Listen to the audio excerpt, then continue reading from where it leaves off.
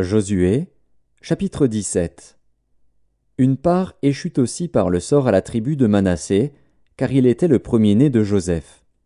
Makir, premier-né de Manassé et père de Galaad, avait eu Galaad et Basan, parce qu'il était un homme de guerre.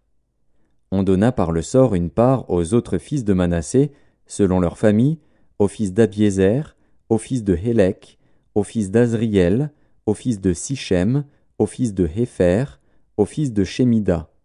Ce sont là les enfants mâles de Manassé, fils de Joseph, selon leur famille.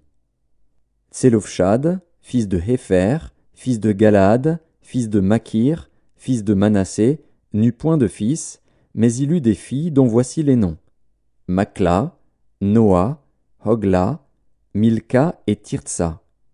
Elles se présentèrent devant le sacrificateur Éléazar, devant Josué, fils de Nun, et devant les princes, en disant « L'Éternel a commandé à Moïse de nous donner un héritage parmi nos frères. » Et on leur donna, selon l'ordre de l'Éternel, un héritage parmi les frères de leur père.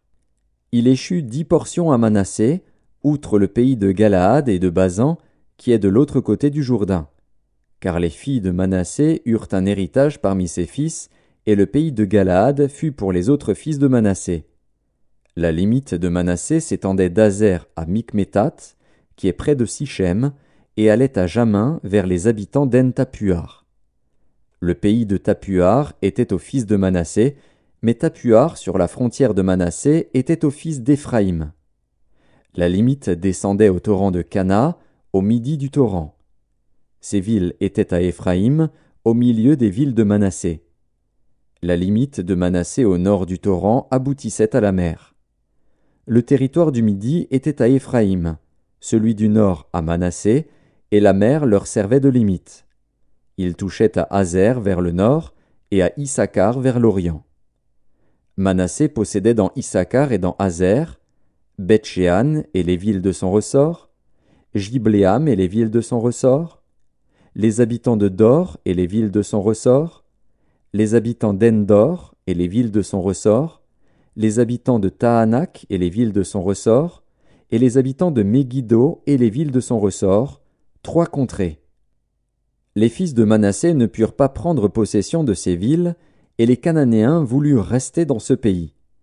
Lorsque les enfants d'Israël furent assez forts, ils assujettirent les Cananéens à un tribut, mais ils ne les chassèrent point. Les fils de Joseph parlèrent à Josué et dirent « Pourquoi nous as-tu donné en héritage un seul lot, une seule part, tandis que nous formons un peuple nombreux et que l'Éternel nous a bénis jusqu'à présent ?»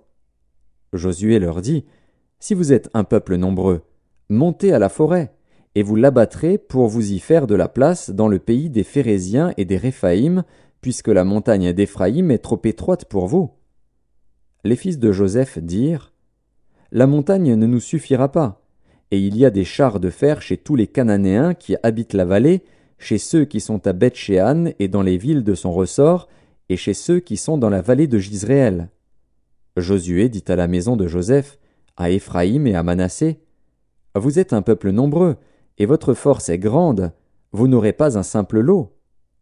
Mais vous aurez la montagne, car c'est une forêt que vous abattrez et dont les issues seront à vous, et vous chasserez les Cananéens, malgré leurs chars de fer et malgré leur force. »